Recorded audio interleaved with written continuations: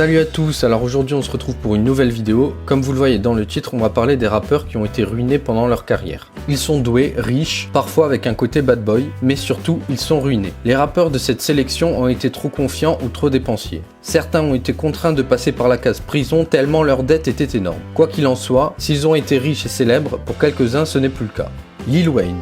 Le rappeur doit environ 1 million de dollars à une compagnie de jet privé, de quoi lui faire passer l'envie de prendre l'avion. Tyga. Il voulait du sable directement importé d'Égypte pour décorer son magasin, mais impossible. L'ancien petit ami de Kylie Jenner doit 100 000 dollars à l'État.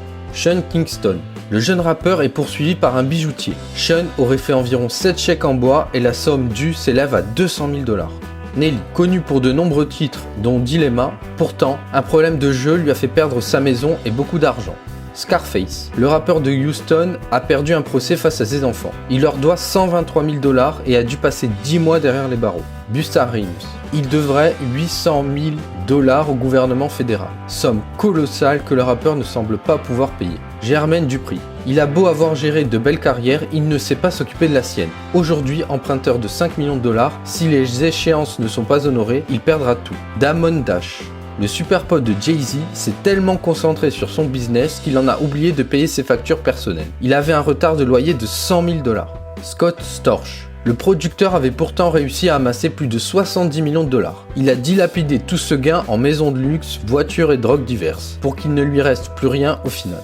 Fat Joe. Le rappeur a dû passer 4 mois en prison en 2006. Il avait malencontreusement oublié de payer ses impôts, évalués à 700 000 dollars à l'époque. Nas. Son divorce lui a coûté très cher. Avec des pensions estimées à 300 000 dollars par enfant, le rappeur a dû emprunter de l'argent à Uncle Sam. Swizz Beatz. Malgré son tube Money in the Bank, il semblerait qu'il n'ait pas tant de monnaie que cela. En effet, le rappeur doit régler pour 2,6 millions de dollars de factures. Lil Flip. Il a été arrêté en 2007 pour fraude à la carte bancaire. Un peu plus tard, en 2009, sa mère a révélé qu'il ne donnait que 500 € de pension alimentaire par mois pour ses enfants. Bow Wow. Le rappeur a affirmé en 2012 qu'il dépensait plus de 4 000 dollars par mois alors qu'il n'en gagnait que 1 500. Lauryn Hill. La chanteuse de The Fugees doit environ 1,8 million de dollars aux impôts. Aujourd'hui, elle est chargée de 3 mains courantes pour évasion fiscale.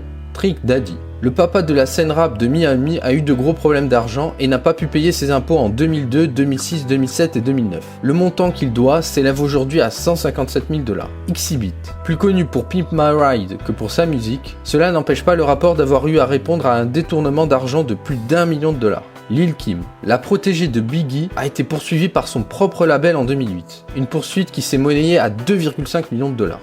Voilà, c'est tout pour cette vidéo, j'espère qu'elle vous aura plu. Dans tous les cas, merci de liker et de vous abonner. Sur ce, à la prochaine.